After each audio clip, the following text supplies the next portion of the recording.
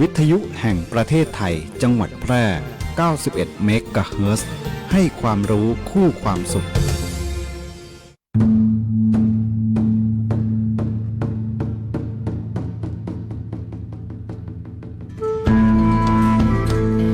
มอห้อมไม้ซักถิ่นหักพระล้อจ่อแฮสีเมืองหรือเหลื่องแพะเมืองผีขนแป่นี่ใจงามเจ้าจังหวัดแป่ขอต้อนรับนักท่องเที่ยวทุกท่านตีมาเยือนหมู่เฮาด้วยความยินดียิ่งเจ้า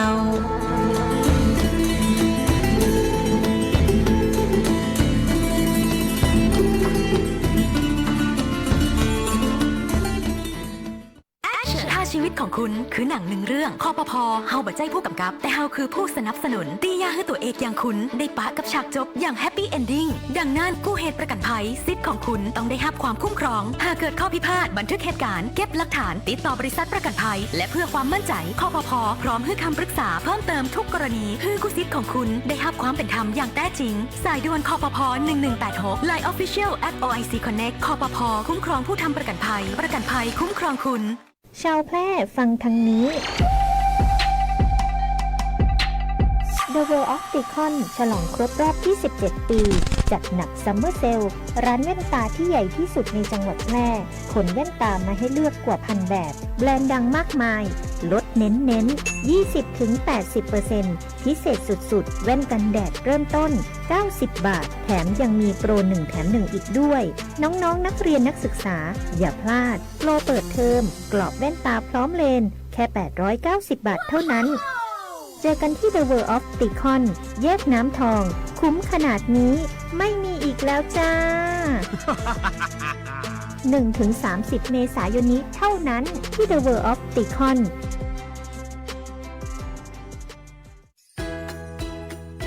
หากคุณอยากจะซื้อที่ดินพร้อมอาคารหรือห้องชุดปลูกสร้างอาคารหรือซื้อที่ดินพร้อมปลูกสร้างอาคารต่อเติมซ่อมแซมอาคารหรือจะกู้เพิ่มระยะเวลาในการผ่อนชำระไม่น้อยกว่า3ปีและไม่เกิน40ปีโดยอายุผู้กู้รวมกับระยะเวลาที่ขอกู้ต้องไม่เกิน70ปีอัตราดอกเบี้ยตามเงื่อนไขที่ธนาคารกำหนดสินเชื่อเพื่อที่อยู่อาศัยช่วยคุณได้สินเชื่อเพื่อที่อยู่อาศัยสินเชื่อสำหรับลูกค้าทั่วไปของธนาคารให้กู้ยืมเพื่อที่อยู่อาศัย โทรเลย054-621-490-5 ทอส.แพร่หรือติดต่อได้ที่ธนาคารอาคารสงเคราะห์ใกล้บ้านหรือ LINE GHB Buddy มาช่วยกันเฝ้าระวังไฟป่ามาผู้ก่อว่าภาคเหนือมีพื้นที่เผาซ้ำซากสูงถึง10 ล้านไร่กว่า 90% ของไฟป่ามาจากฝีมือมนุษย์ที่เผาเพื่อหาเห็ดของป่าและการเผาเศษซากพืชหลังการเก็บเกี่ยวบ่ว่าจะเป็นต่อสั่งข้าวโพดเลี้ยงสัตว์หรือนาข้าวฝุ่นควันจากการเผาคือ PM 2.5 ภัยเงียบติยะฮืออายุสั้นลงถึง1 ปีจากทั้งปอดอุดกั้นมะเร็งหัวใจล้มเหลวและสมองเสื่อมวร่วมใจคนไทยหยุดเผาคืนลมหายใจสะอาดให้ลูกหลานกับโครงการจัดยะนโยบายการเปลี่ยนแปลงการใช้ประโยชน์ที่ดินเพื่อบริหารจัดการ PM 2.5 สนับสนุนโดยวช.สำนักงานการวิจัยแห่งชาติช่วยกันรักษา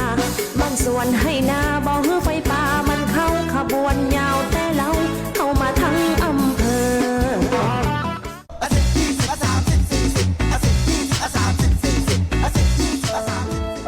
ถ้าความเร็วบนท้องถนนในชุมชนเป็นตัวเลขเหล่านี้ก็คงดี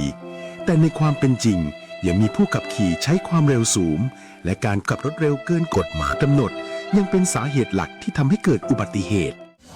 สงกรานต์นี้ถึงบ้านอย่างปลอดภัยขับขี่ด้วยความใส่ใจอย่าขับเร็วอย่าขับซิ่งเพื่อคนที่คุณรักขับขี่ปลอดภัยลดความเร็วลดอุบัติเหตุด้วยความปรารถนาดีจากกองทุนเพื่อความปลอดภัยในการใช้รถใช้ถนนและสำนักงานขนส่งจังหวัดแพร่คุณกำลังฟัง FM 91 เมกะเฮิรตซ์ สวท.แพร่ให้ความรู้คู่ความสุข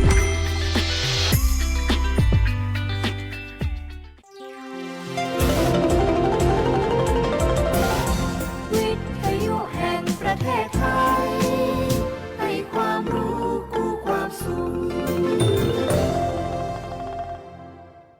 านผู้ฟังกำลังให้เกียรติติดตามรับฟังสถานีวิทยุกระจายเสียงแห่งประเทศไทยจังหวัดแพร่ทำการส่งกระจายเสียงด้วยระบบ FM สเตอริโอมัลติเพล็กซ์ความถี่ 91 เมกะเฮิรตซ์ จากนี้ไปรับฟังรายการรักสิ่งแวดล้อม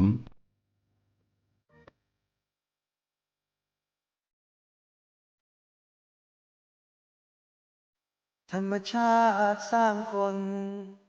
มีมาสองมือ ให้มากับคนเราทุกคน เอาไว้คอยประคองป้องกัน ไว้ดูแลให้โลกยังคง มีเราทุกคน ได้อยู่อาศัยรวมกันมา อยู่กันแสนล้านคนลงมือคนละมือ ช่วยกัน ถ้าเรายังเห็นคุณค่า ในเมื่อเราเป็นคนทั้งทีช่วยกันทำให้ดีดีกว่ารวมใจเข้ามา มาคอยรักษาโลกเราไว้ ให้โลกเราสวย พวกเรามาช่วยกัน รับรู้ด้วยกัน แล้วทำให้โลกนี้สดใส อยากให้โลกน่าอยู่กว่านี้ เป็นโลกที่เราฝันใฝ่จะสวยอย่างไร เป็นไปได้ด้วยมือของเรา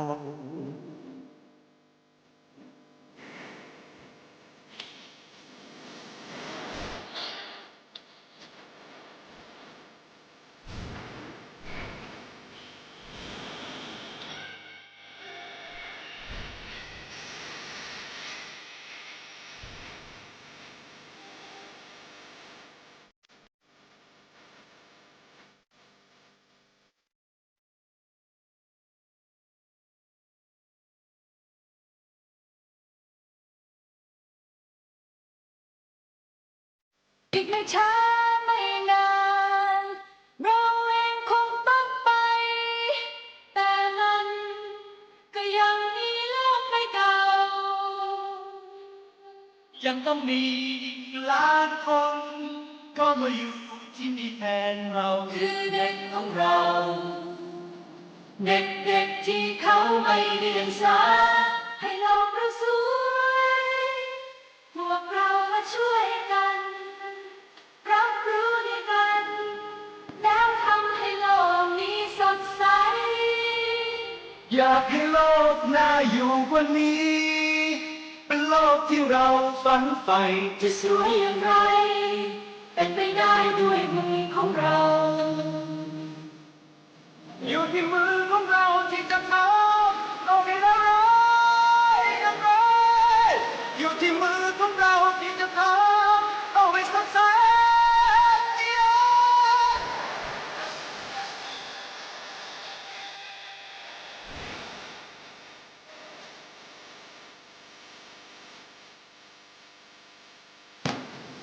ให้โลกเราสวยพวกเรามาช่วยกัน รับรู้ด้วยกัน แล้วทำให้โลกนี้สดใส อยากให้โลกน่าอยู่กว่านี้ เป็นโลกที่เราฝันใฝ่จะสวยอย่างไร เป็นไปได้ด้วยมือของเรา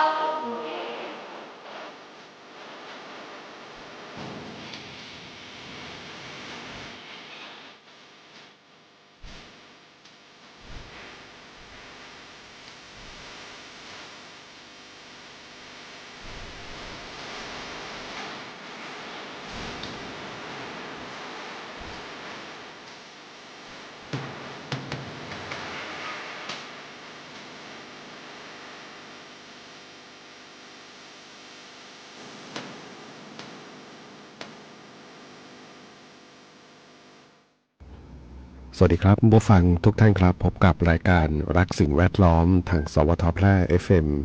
91 เมกะเฮิรตซ์ครับเช้าวันศุกร์ที่ 24 เมษายน 2569 ครับอยู่กับผมแสวงเปาเพชรเป็นผู้ดำเนินรายการครับกลับมาพบกับท่านผู้ฟังในช่วงเช้าๆครับวันศุกร์สุดสัปดาห์ครับนะเริ่มต้นในการทำงานกัน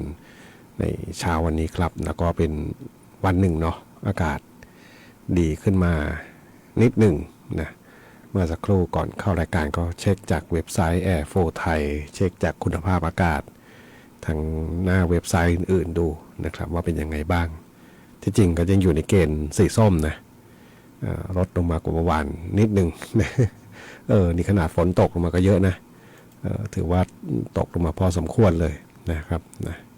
คุณภาพอากาศวันนี้นี่ภาคเหนือยังหลงเหลืออยู่ 2-3 จังหวัดนะที่คุณภาพยังอยู่ในเกณฑ์ที่มีผลกระทบกับสุขภาพนะ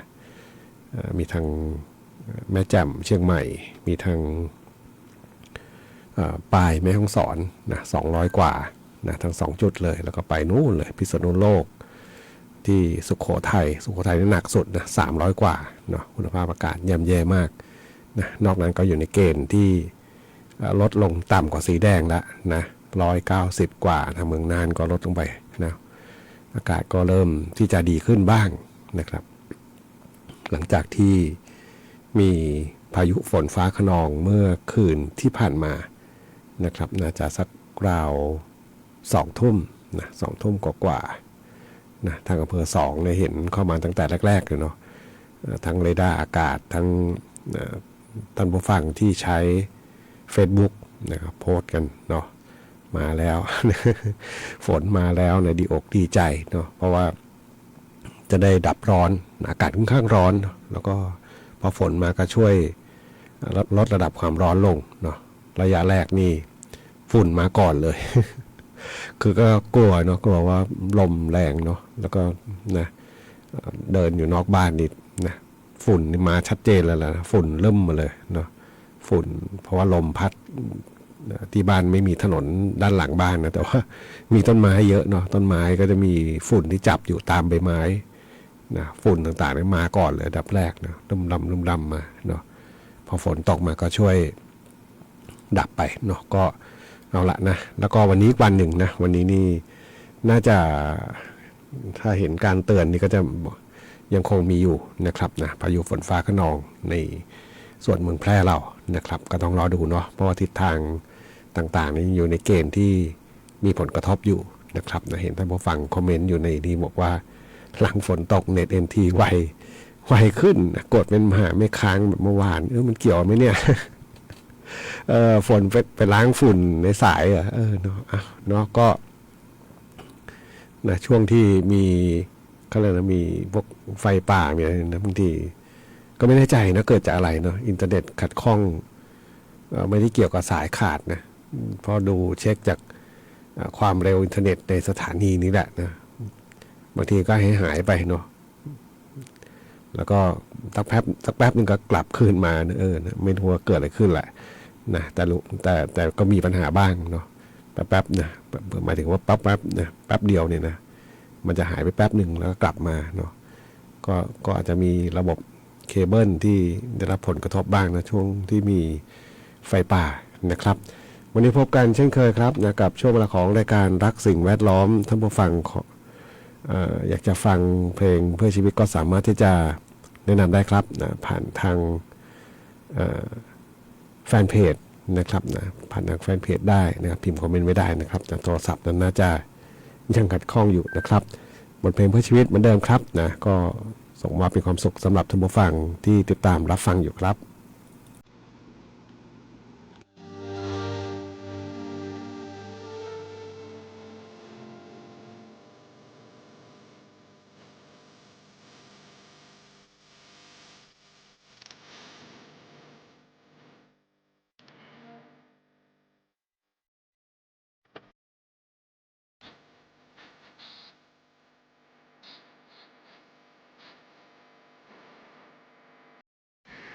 เ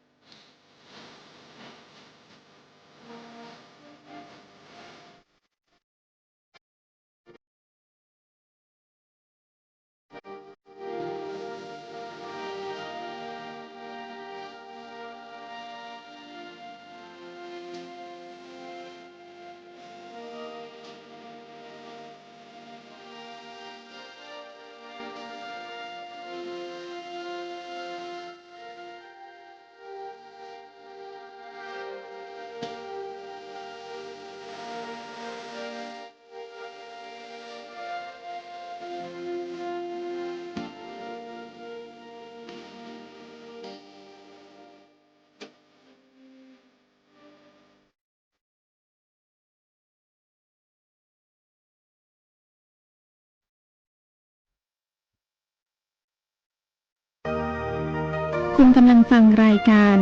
รักสิ่งแวดล้อมพบกันทุกวันจันทร์ถึงวันศุกร์เวลา 9:10 นาทีถึง 10 นาฬิกาทางสถานีวิทยุกระจายเสียงแห่งประเทศไทยจังหวัดแพร่ FM 91 เมกะเฮิรตซ์พร้อมสวทกลุ่มจังหวัดภาคเหนือตอนบน 2 ถิ่นฟ้าล้านนาตะวันออก ให้โลกเราสวย พวกเรามาช่วยกัน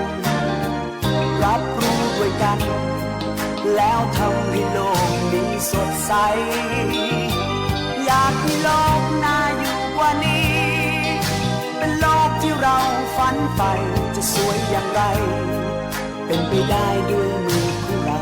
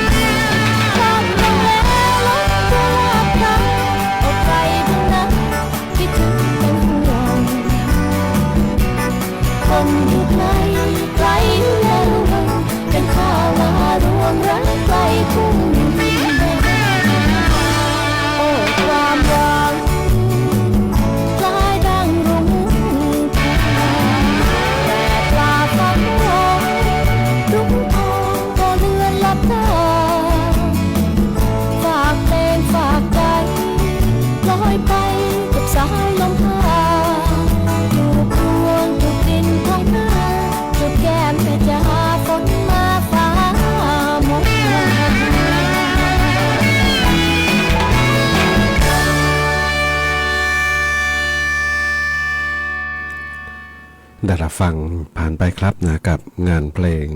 ฝนแรกและสายลุงครับส่งมอบเป็นความสุขสำหรับท่านผู้ฟังที่ติดตามรับฟังรายการรักสิ่งแวดล้อมทางสวทแพร่ FM 91 เมกะเฮิรตซ์นะครับนะ ก็ติดตามข้อมูลข่าวสารต่างๆนะครับนะสถานีวิทยุกระจายเสียงแห่งประเทศไทยนะครับยังคงทำหน้าที่กันอยู่นะครับนะแจ้งข้อมูลข่าวสารต่างๆนะครับนะเป็นภารกิจหน้าที่หลักนะของหน่วยงานเรานะครับนะก็คือการทำหน้าที่ผลิตรายการออกอากาศนะไปยังท่านผู้ฟังนะครับนะไม่ว่าจะเป็นเรื่องราวข่าวสารจากภาครัฐลงมาหรือว่าในท้องถิ่นต่างๆนะที่จะนำเสนอออกไปนะครับนะไม่มีวันหยุดนะฝนตกฟ้าร้องนี่ก็ยังคงทำหน้าที่กันอยู่นะไฟฟ้าดับถ้ายังมีน้ำมันใช้กับเครื่องกำเนิดไฟฟ้าก็ยังคงทำหน้าที่อยู่นะครับยกเว้นนะน้ำมันหมด หรือว่าไฟดับแล้วน้ำมันหมดนะนะหรือว่าอุปกรณ์ขัดข้องนะก็ว่าไปเนาะนี่คือภารกิจหน้าที่หลักของเราแล้วก็ช่วงนี้นะเรื่องของฝนตกฟ้าร้องนะฝนฟ้าคะนองเนี่ยนะวันนี้นี่ถ้าดูจากพยากรณ์อากาศนี่มากกว่าเมื่อวานนะเมื่อวานนี้ไม่มีดูเหมือนจะไม่มีชื่อจังหวัดแพร่อยู่เนาะในรายชื่อที่จะได้ผลกระทบถ้าดูจากเรดาร์อากาศเมื่อวานก็หนักสุดก็น่าจะเป็นแนวจังหวัดน่านกับทางสปป.ลาวนะน่านกับสปป.ลาวแล้วก็เลาะล่องไปทางอุตรดิตถ์นะครับแล้วอีกโซนหนึ่งก็คือทางลำปางเฉียดทางอำเภอ2ไปเนาะอำเภอ2หมายถึงกลุ่มเรดาร์ที่เขาตรวจพบนะกลุ่มเมฆนะมันจะมีความเข้มของสีอยู่นะความรุนแรงของลมต่างๆนะครับนั่นคือเครื่องมือวัดนะถ้าใครที่มีอินเทอร์เน็ตมีระบบซอฟต์แวร์นะที่เกี่ยวข้องนะที่จริงมีหลายแอปเนาะแอปพลิเคชันนะมีหลายโปรแกรมที่เช็คดูได้แล้วก็ใกล้เคียงนะใกล้เคียงไปถึงใกล้เคียงกับความเป็นจริงที่เกิดขึ้นเนี่ยแล้วก็จะเห็นทิศทางต่างๆได้ชัดเจนแหละเนาะแล้วก็มีหน่วยงานที่ส่งข้อมูลก็คือกรมอุตุนิยมวิทยานะครับอุตุนิยมวิทยาแต่ละจังหวัดนะเขาจะมีเครื่องไม้เครื่องมือมีเรดาร์อากาศตรวจสอบแล้วก็ส่งข้อมูลนะให้ประชาสัมพันธ์กันนะครับมันจะว่าไปก็ป้องกันยากเนาะ ไม่ถึงการป้องกันนะลมมาแรงๆนี่ก็เอาเรื่องบ้างนะมาเช้าไปสำรวจหลังบ้านก็มีกิ่งไม้หักบ้างนะลมเพราะว่าลมมันกระโชกเป็นลักษณะกระโชกมาเป็นห่วงเวลาเนาะคือไม่ได้แรงอย่างต่อเนื่องแต่ว่ามาเป็นวูบวาบมาแล้วก็แรงเป็นพักๆเนาะแต่ว่ามีฝนตกค่อนข้างเยอะนิดนึงเนาะนะตกสักระยะนึงเลยแหละแต่ว่าดินมันแห้งมากเนาะเดินไปสำรวจตอนเช้านี่เหมือนกับตกมาเยอะแต่รู้ได้ว่าตกมาฝนตกเยอะหน่อยเพราะว่าช่วงฝนตกก็อยู่นอกบ้านนะดูสำรวจตรวจตาดูต่างๆนะครับนะเมื่อวานนี้ก็พอได้ดับฝุ่นออกไปบ้างเนาะนะครับส่วนวันนี้เนี่ยนักพยากรณ์อากาศนี่บอกว่าภาคเหนือนี่ยังอากาศร้อนถึงร้อนจัดนะมีฟ้าหลวตอนกลางวันนะครับนะมีพายุฝนฟ้าคะนองเนี่ยประมาณ30%ของพื้นที่กับมีลมกระโชกแรงนะและอาจมีลูกเห็บตกบางแห่งส่วนมากบริเวณจังหวัดลำปางน่านแพร่อุตรดิตถ์สุโขทัยพิษณุโลกพิจิตรเพชรบูรณ์แม่ฮ่องสอนเชียงใหม่เชียงรายพะเยาลำพูนตากและกำแพงเพชรเยอะเลยเนาะกี่จังหวัดเนี่ย10 กว่าจังหวัดเนาะนะครับอุณหภูมิสูงสุดอยู่ที่37 ถึง 41 องศาเซนเซียสเนาะถามว่าร้อนไหมยังร้อนนะเช้ามาวันนี้แล้วก็อุณหภูมิก็น่าจะนี่แหละนะตามที่เขาพยากรณ์นี่แหละเนาะก็ยังแต่ลดต่ำกว่าเมื่อวานนิดนึงนะนิดนึงเนาะวันนี้ยังต้องติดตามกันต่อเนาะเรื่องของพายุฝนฟ้าคะนองที่อาจจะเกิดขึ้นได้แล้วก็เห็นทิดโอ๊ตนะขอเพลงออกมาเพลงผมขอไปด้วยเนาะเพลงนี้ไม่มีผมลองค้นหาแล้วของแฮมเมอร์เพลงกลับมาแล้วของแฮมเมอร์ผมค้นแล้วไม่มีนะชื่อเพลงของแฮมเมอร์ไม่มีนะครับแล้วก็แจ้งข้อมูลบอกเมื่อวานนะมีลมไม่มีฝนเลยนะครับแล้วก็เป็นกำลังใจกับเจ้าที่ดับไฟป่าด้วยครับนะนี่เป็นข้อมูลข่าวสารที่แจ้งอยู่เนาะ ไปฟังเพลงกันต่อครับกับช่วงเวลาของรายการรักสิ่งแวดล้อมทางสวทแพร่ FM 91 เมกะเฮิรตซ์ครับ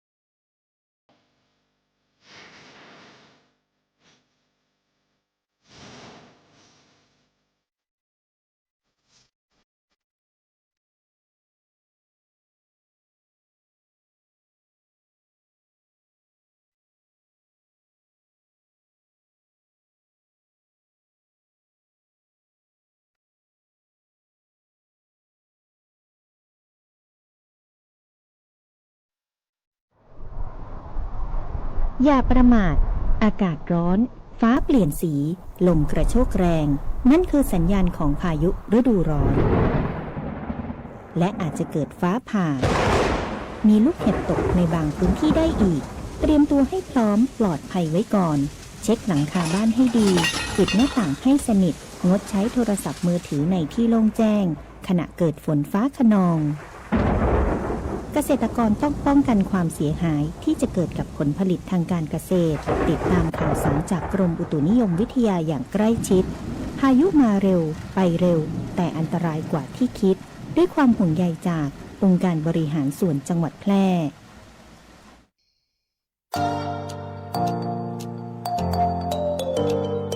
ถ้าคุณกำลังถามตัวเองว่าเรียนอะไรดีที่จบแล้วมีงานทำจริงเรียนอะไรที่ต่อยอดชีวิตได้ไกลกว่าห้องเรียนหยุดคิดไว้ตรงนี้เพราะคำตอบอยู่ที่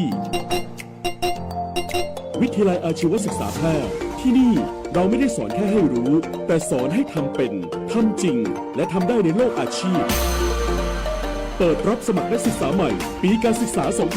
2569 สำหรับผู้จบม.3 ม.6 และปวช.3 ครบทุกสายที่ตลาดต้องการทั้งการบัญชีการตลาดการจัดการสำนักงานดิจิทัลการจัดการโลจิสติกส์และซัพพลายเส้นคหกรรมศาสตร์อาหารและโภชนาการแฟชั่นสิ่งทอดิจิทัลกราฟิกวิจิตรศิลป์การโรงแรมการท่องเที่ยวเทคโนโลยีธุรกิจดิจิทัลและเทคโนโลยีสารสนเทศเรียนได้ตั้งแต่ปวช ปวส จนถึงระดับปริญญาตรีระบบปกติและทวิภาคีเรียนไปทำงานไปมีรายได้ระหว่างเรียนที่สำคัญเรามีสถานประกอบการชั้นนำรองรับการฝึกจริงและมีทุนการศึกษาอีกมากมายรอคุณอยู่อยากมีอาชีพอยากมีอนาคตที่จับต้องได้เริ่มต้นวันนี้ที่วิทยาลัยอาชีวศึกษาแพร่ เตรียมชีวิตจริงให้พร้อมสู่โลกอาชีพ เรียนจริงทำได้จริง มีงานรองรับ เพราะความสำเร็จที่ยิ่งใหญ่เกิดขึ้นได้ที่วิทยาลัยอาชีวศึกษาแพร่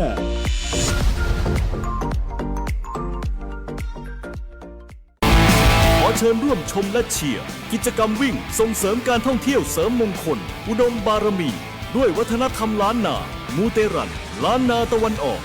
สนามที่ 1 วันอาทิตย์ที่ 26 เมษายน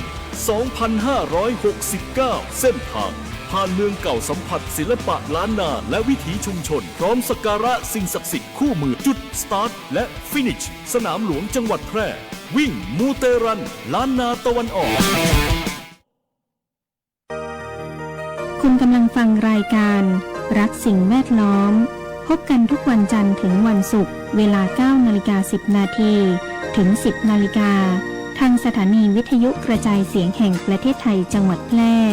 FM 91 เมกะเฮิรตซ์พร้อมสวทกลุ่มจังหวัดภาคเหนือตอนบน 2 ถิ่นฟ้าล้านนาตะวันออก ให้โลกเราสวย พวกเรามาช่วยกัน รับรู้ด้วยกัน แล้วทำให้โลกนี้สดใส อยากให้โลกน่าอยู่กว่านี้ เป็นโลกที่เราฝันใฝ่จะสวยอย่างไร เป็นไปได้ด้วยมือของเรา ข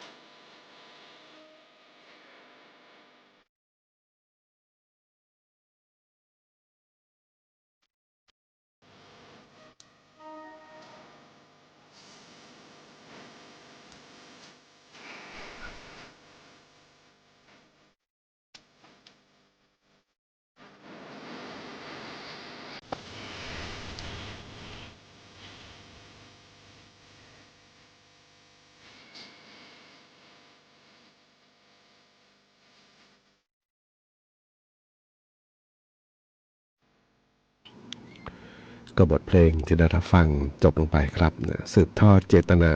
นะครับนะที่ท่านผู้ฟังถามถึงเข้ามาครับนะท่านเคยดำรงตำแหน่งหัวหน้าเขตรักษาพันธุ์สัตว์ป่าห้วยขาแข้งนะเมื่อครั้งยังไม่ได้ขึ้นทะเบียนเป็นมรดกโลกเนาะผมจำไม่ได้ว่าขึ้นทะเบียนปีไหนนะน่าจะราวปี39ไหม อันนี้ไม่แน่ใจจริงๆเนาะนะพอออกจากวงการป่าไม้มาก็นานแล้วก็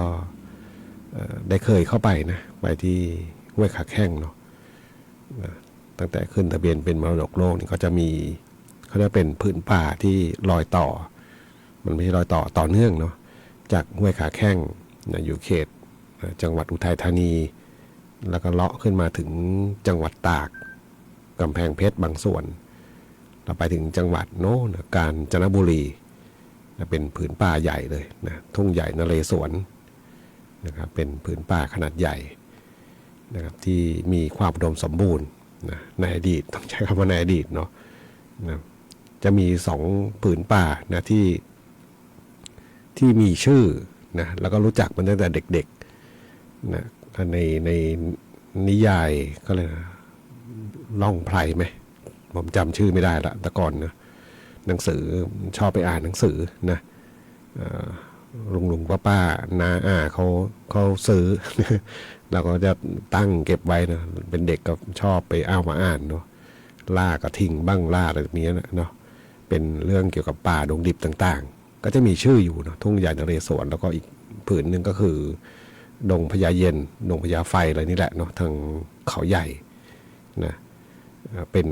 นวนิยายต่างๆที่เขาเขียนมาแล้วก็มีสิ่งลี้ลับอะไรต่างๆนะอ่านไปก็บางทีก็นะมันน่าติดตามนะเป็นเรื่องราวที่เกี่ยวข้องกับพรานป่าทั้งหลายที่ต้องไปเจอกับสิ่งลี้ลับพวกเสือสมิงพวกอะไรที่มันเป็นสัตว์ที่ดุร้ายต่างๆเนาะนะครับก็เป็นนิยายที่ได้อ่านเนาะก็เลยได้รู้จักอะไรต่างๆเหล่านี้ขึ้นมาบ้างแต่ว่ามันก็เป็นอาจจะมีอิงเขาโครงเรื่องจริงบ้างเนาะนะครับนะสำหรับผืนป่านะที่มีความอุดมสมบูรณ์ในอดีตนะครับต้องใช้คำว่าในอดีตปัจจุบันก็ใช้คำว่าล่อยหล่อลงไปเนาะด้วยความละโมบของมนุษย์เรานี่แหละนะเป็นหลักนะอ้างโน่นอ้างนี่นะเห็นข้อมูลข้างหลังมาก็นะ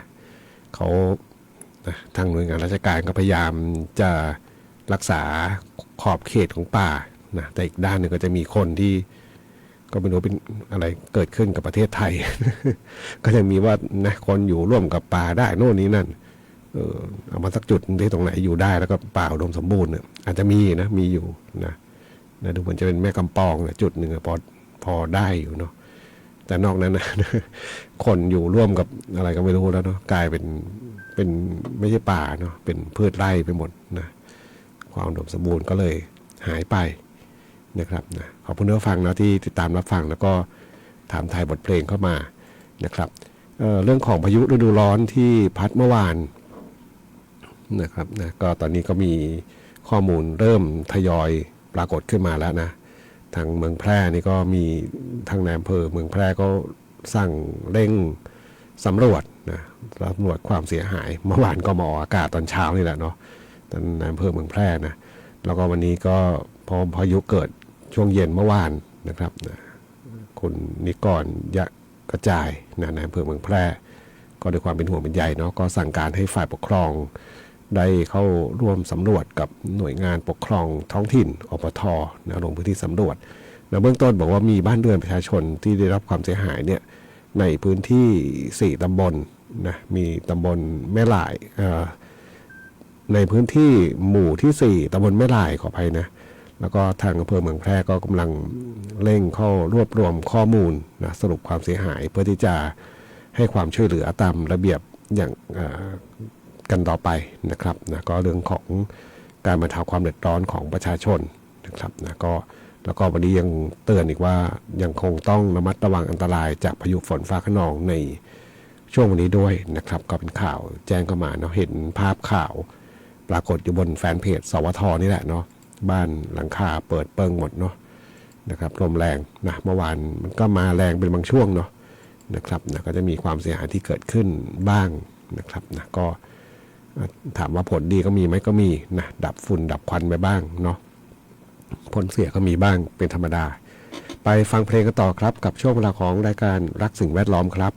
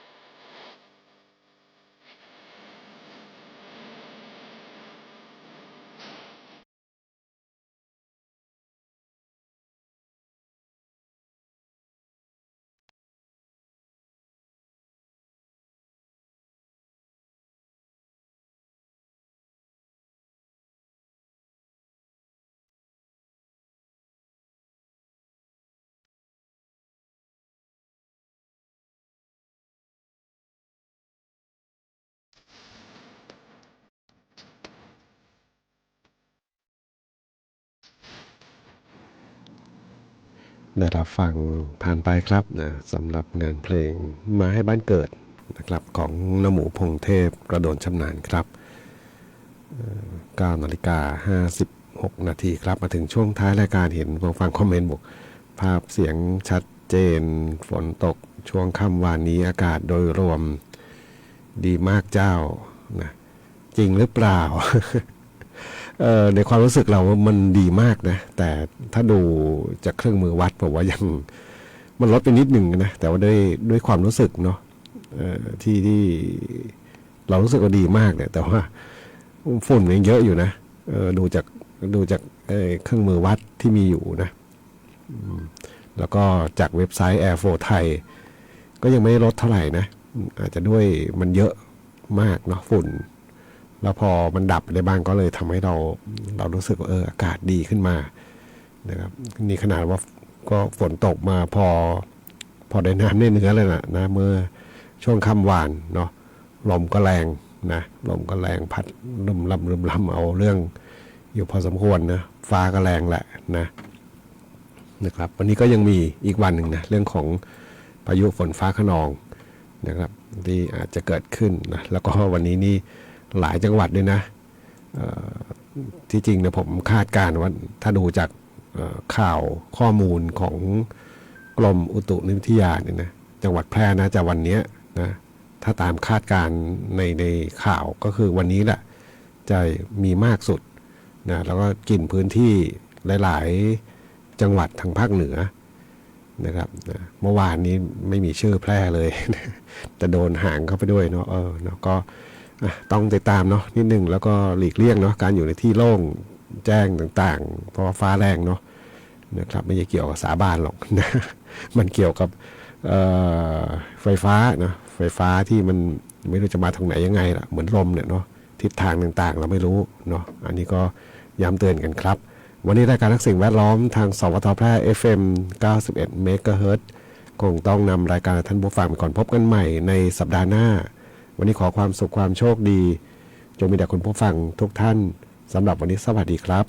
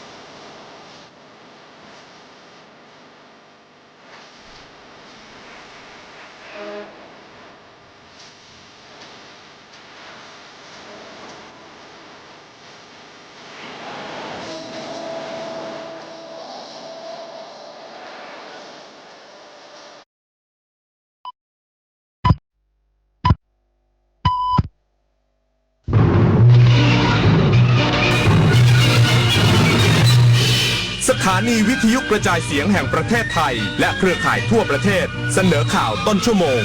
รู้เร็วรู้จริงเกาะติดทุกสถานการณ์